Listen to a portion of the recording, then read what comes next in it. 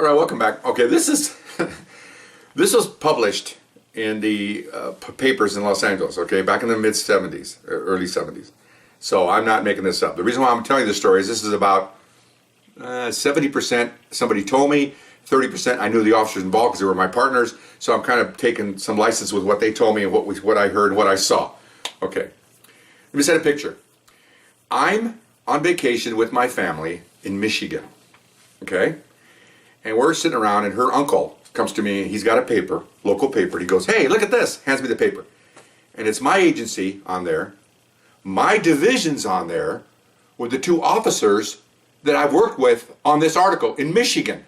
And I'm like, let me tell you what happened, okay? Okay, these guys are on night patrol, and a couple of nice guys. One of them's an alpha and one's a beta, Wave and Duke, but they work well together, together for a while. They... around midnight, they thought they saw a flying saucer. Okay, this is documented. Okay, you can look it up. Okay, so they went in pursuit of it.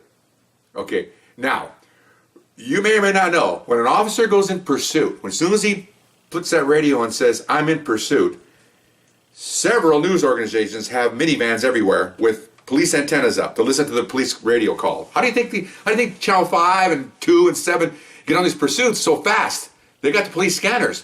So as soon as you say, "I'm in pursuit," man, their hair goes up. That's ratings, baby, and off they go. And their choppers start coming in. I mean, this is what they do for a business.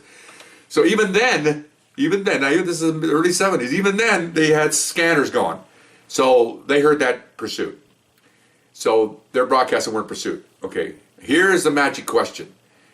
The helicopter was nearby. What are you in pursuit of? You want to know what car, description, all that stuff. Okay, we're eastbound a certain street. We think it's a flying saucer.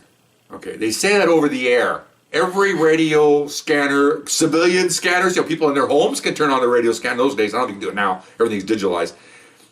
What? News media is going to go crazy over this because you got a recognized agency chasing a flying saucer. Okay, so even if it's not good, it's a great story because you don't see it's like the FBI. We're chasing flying saucers. Oh my gosh, what a story. Not the saucers, but officers responding to it. You're going to have to attack them. Okay, so anyway, Roger. Okay, so they're broadcasting just like a regular pursuit. We're going to this street, we're going to that street. Units are responding, supervisors are responding, everybody's responding. Okay, so they travel for 3 or 4 minutes, which is a long time in a pursuit. And apparently they stopped. I talked to these guys later. They stopped, jumped out of their car. We had the old Instamatic camera. You take a picture and you wind it with your hand. Well, they use those for traffic accidents and also for crime scenes. If you had a gun, you have a flash on top. They try to take a picture of the flying saucer. It ain't gonna work, man. I think even now with your phones, you could probably take a better picture than those things. Okay, so they're shooting shots with a flash, really. But I think they got swept up in this thing. I don't know anyway. So of course they said, it's the vehicle's last seen, eastbound, and we're discontinuing the pursuit. Okay, I should say that's fine. Okay, after every pursuit, the supervisor has to meet you to discuss what the hell you were chasing.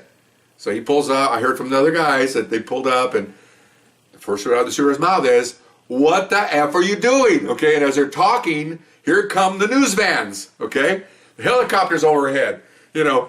Everybody's there, but your backup. because if I was backing them up and I heard they fired a saucer, I'll back them up to back them up. But once they say we're done, I'm getting out of there. I don't want to be seen by a sergeant. I don't want to be seen by anybody. So there might have been a couple units there. But anyway, so he's trying to explain what they saw, and the news media's right there, and they got their microphones, and they have these mics where they can zoom in while you're talking. They got some of that. I mean, it's like, even though you don't talk to the news, you're talking to your sergeant. If your voice, I have a loud voice. Even if you lower your voice, they got these things, these boom mics, they can pick it up. Well, they picked it up, chasing their flying saucer, and then they go right to the poor supervisor. They run up to him basically, and I know the sergeant pretty well. And, "What's your opinion? What's going on?" "Well, I have no comment. I have to go through the department." "Oh, no, don't give us that. We already heard what you said." And the poor guy, he's in charge. They're all on him, and he's going, "No, you have to talk to the community relations officer." And "Oh yeah, I want to hear from them." No, we're out of here. So he took the officer, and they all left. They had to actually run away from the news media. You can't run away from the news media, okay? They're going to do what they're going to do. They have the right to report this, okay? I don't like the news media, but they have a right to do this, okay? Well, you go hide. You can't hide. You go to the police station. They're around the station because they know where you work, Okay? They work there every day too. They know what division you work at. So they're staked out there, got the big satellite up, and they're ready to go.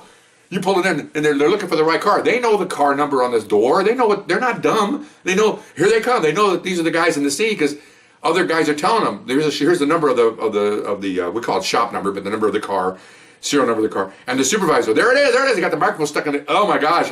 You have to get out of your car and walk into the building. They're chasing them. Oh, it was. I had a partner told me this. So made nationwide papers. I'm in Michigan, for crying out loud. Okay. So we were gone a while. I came back. Everything had calmed down now. And I see these guys in the locker room. And, they're sitting there getting dressed. And I walk up and I go, hey, how's it going? Hey. I said, really? Flying saucer? They go, hey, F you. You know how many people tell? I said, I'm not badmouthing you. What was it? It says, we don't know. It was something low with lights hovering over us, going the same speed. We turned, it turned, we turned, it turned. I mean, he was given a really unique explanation of what they saw. Not that some line. He says, then it went out, then it came back, and we're heading towards it. And then we made a turn, it came onto us. And how high was it? I go, about as high as a police helicopter or lower. And we opened the windows, there was no sound. I go, that was weird. And they go, yeah, it was weird. And so we thought we'd try to see we could maybe light it up with our spotlights or something. And I said, well, yeah, but could you maybe not go and pursue it? He goes, no, that might have been a great decision. I said, yeah, that brings everybody to go, yeah. So I'm not trying to badmouth private allergies. I'm not trying to badmouth them. But I want to know what happened. And everything I told you is what they told me. They said they were trying to get about talk shows, and of course the department came out with an official, statement that we're not sure what they chased and all that, and you can assure the people that this is an honest, if it was a mistake, but it's an honest thing they're trying to do, trying to pacify the public. Again, you guys paying taxes for somebody chasing UFOs? Who knows? I don't know. So that was interesting, very interesting. And then 3 or 4 months later, we went to one of the officers in that unit went to a specialized unit, and I went to that unit, a bunch of other ones.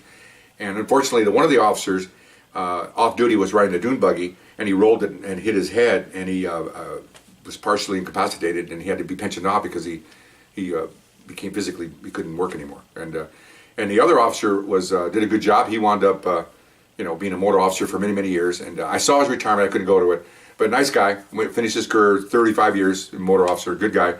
And of course, we're talking, some of the guys I've seen about that, old timers like me, talk about this flying saucer thing, and they go, hey man, so I think the aliens got that one guy. Didn't like him talking about their spaceship, telling Earth what's going on. I go, come on, man! He rolled the 4x or the dune buggy.